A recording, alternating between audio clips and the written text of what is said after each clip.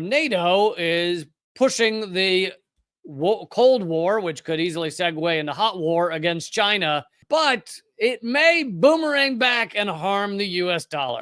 So NATO has just had discussions where they're talking about reclaiming, quote unquote, Chinese-owned infrastructure in Europe. Now, all of this is propaganda by CNN. The terminology is, because reclaiming means cutting off partnership. Like this, it's not, China didn't steal Europe's infrastructure. China is working with Europe on certain infrastructure where it's the type of thing that it benefits both sides. Kind of like the Nord Stream pipeline, right? Did Russia steal the pipeline that went to Germany and went to Europe? No. There was an agreement between Russia and Germany and other European countries to make that gas pipeline. The U.S. then blew it up. So saying that NATO is going to reclaim implies that China stole Europe's infrastructure. That is not what happened.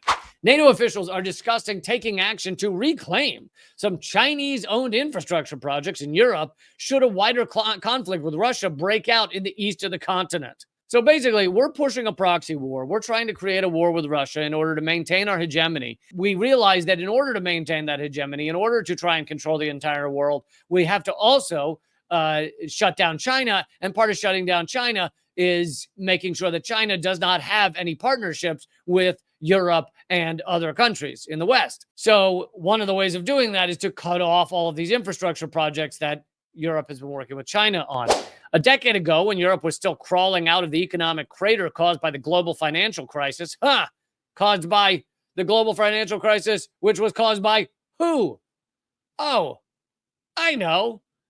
The United fucking States, for predatory lending and destroying people's lives and gambling on bank assets and 10-to-1 fractional reserves inside those banks. The promise of infrastructure funding from Chinese-owned investment firms seemed like a major windfall. Oh, you mean cooperating with another country in order to build up your country? Wow, crazy. Why would they ever do that?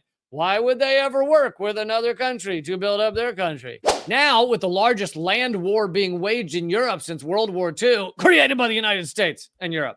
It's called a proxy war because it is the U.S. Creating what the U.S. government considered to be a trap for Russia. And now they just continue to wage war with Russia because they're willing to do that until the last Ukrainian. They're willing to kill all Ukrainians so that the U.S. can try and harm Russia.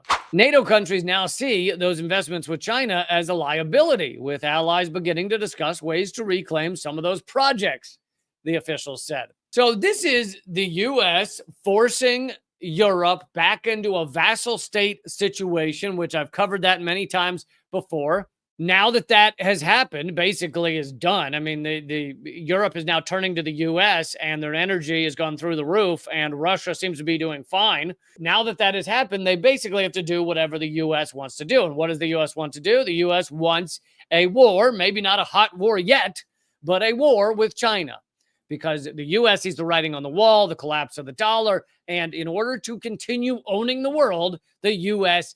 believes war with China is the only way to get there.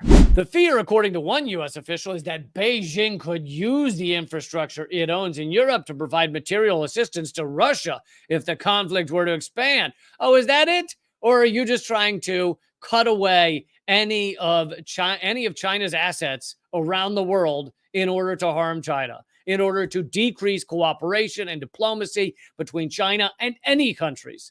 Because you want China isolated, because you do not want to further cooperation around the world. You want to own the globe. The goal, officials said, is to figure out a path forward well in advance of any potential conflict. So the U.S. is creating war, has created war in Europe, in Ukraine, with Russia, and is now trying to do the same with China. The deepening strategic partnership between Russia and the People's Republic of China and their mutually reinforcing attempts to undercut and reshape the rules-based international order are a cause for profound concern. That's what the NATO declaration says. Yeah, China and Russia, they've been breaking this rules-based international order. Oh, you mean the one under which you're creating a genocide? That's the rules-based order? Yeah, are you? All the fucking war crimes the U.S. and Israel have been responsible. The rules-based order. You have no rules-based order. You have a we want to rule the world-based order. That's what the rules-based order is. It's U.S. rules the world-based order. And all of these things that of China's that's being held in Europe, but all of these things are actually boomeranging against the U.S. dollar. And Janet Yellen has said this. So here is Janet Yellen, Treasury Secretary, repeatedly says sanctions have led to U.S. dollar decline. The U.S. Treasury Secretary, Janet Yellen, has once again admitted that sanctions affected the U.S. dollar. She testified on Tuesday before the House Financial Services Committee on how to protect the status of the U.S. dollar. Yellen raised concerns about the U.S. pressing sanctions on Russia in 2022 that led BRICS to kickstart the de-dollarization agenda. The U.S. has created this. If the U.S. had continued working with the rest of the world in order to create, a future for all of us, in order to create a world in which everyone can have some sovereignty, some freedom, some independence, rather than deciding that the U.S. needs to bend everyone to their will and break them and torture people and kill people in order to get that. If the U.S. had kept working with other countries, you wouldn't be in this situation. BRICS wouldn't be developing nearly at the rate it is. Now, here's the thing. I'm happy BRICS is developing. So maybe I should celebrate every time the U.S. does economic war on another country, because guess what? They're all running into the arms of BRICS because it's the only way of getting outside of this goddamn dollar destruction of the world. Yellen raised concerns about the U.S. pressing sanctions on Russia in 2022 that led BRICS to kickstart de-dollarization. She said that the more sanctions the U.S. impose, sanctions is a nice word for economic war, the more countries will seek financial transaction methods that do not involve the U.S. dollar. So the more economic war you do, U.S., the more countries say, hey, let's get the fuck outside of the dollar because the dollar is destroying us.